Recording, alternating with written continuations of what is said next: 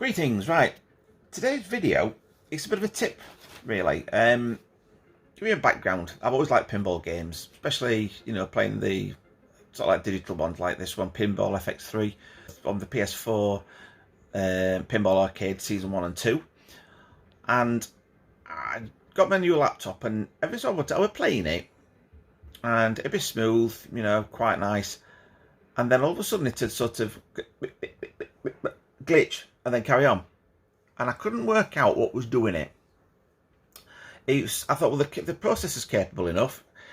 The graphics card's got 2 gigs of memory, so I'm thinking, so it can't really be that, because, play MAME and it's fine, things like that.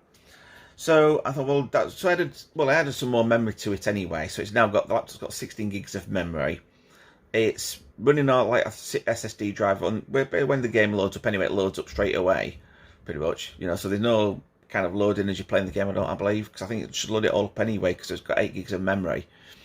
And some other games as well used to sometimes there'd be a little dip in a frame rate. So obviously with games like GTA 5, you go to a certain area and you expect a little bit of slowdown. The graphics card in it is a GTX 960M, so it's not the fastest, it's not the best, but it'll play quite nicely. If you set it at VSync half, so 30 frames a second limit, that's it. It's not 60 frames a second.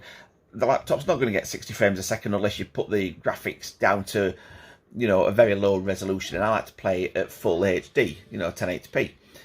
So I was looking at something the other day, and I was looking for some settings. For some reason, some settings on Google. I've forgotten what it was. I think I was trying to look at these Vegas, just free play, what they call, so they give you £1,000 to play with. It's not real money. Just trying the games out, and they wouldn't work. So I was looking at various settings, and I saw one.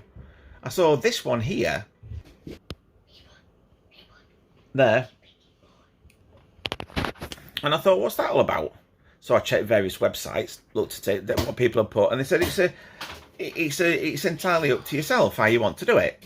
What it means is that when you close Chrome down, if it's enabled, it means that Chrome's still running in the background. So theoretically, it's like you've got it open, but you haven't. So any notifications, things like Facebook messages or anything like that, will still kind of be running in the background, which is not very good. So that led me to think, well, if it's running in the background and you're playing a game, then if there's any updates, then theoretically it could be pausing the processor. It shouldn't be, it shouldn't be pausing the laptop, but I thought I'll try it without, and guess what?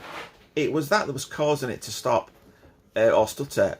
I've just played a game for like 10 minutes which was stuttering before, and it's fine.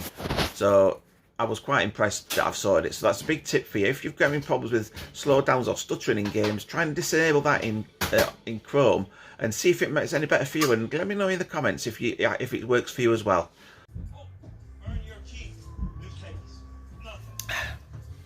And I've been also playing this game, City Car Driving.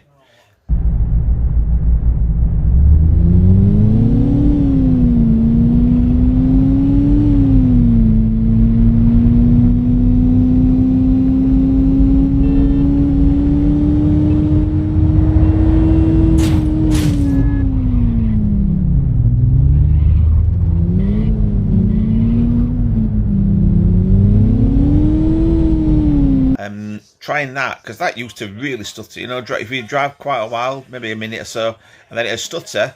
When I loaded the game with Chrome enabled, loaded up, it was only doing about 54 frames a second. But when I restarted the game with Chrome not actually loaded up, I'm getting a 60 frames a second, which is brilliant. Now, this particular version of the snow is something that I actually updated myself. I edited the text file to make it look more like a blizzard, like you can see it looks like a blizzard, and then obviously a little bit disappearing, and then it gets a bit more, so it gets to the point where it's really like a blizzard because you can't really see where you're going. And then every so often you can revert it back to the original one by loading the original snow setting from the main directory where you've installed it, because this one I edited is in the documents under forward development, and then City Car Driving Steam and config, and then within there you've got various ini files, and that's where you edit in order to just change the settings, different like snowflake size, the speed of the wind, the speed that it comes down at, etc.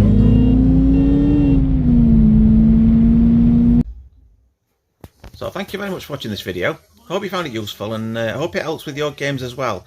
If you've got a high-end processor, etc., it's probably not going to make that much difference to you. But when you've got something that's only got like 2 gigs of memory and things, you will notice a difference.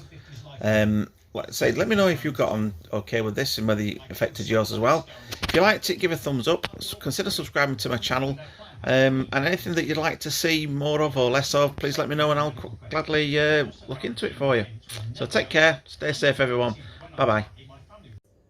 Here's one of my mugs I've done with a Skoda Rapid picture that I did when I was about 17 on the Amiga, which I had an old Skoda Rapid, and on the other side my Multi Retro Man logo based on Donkey Kong.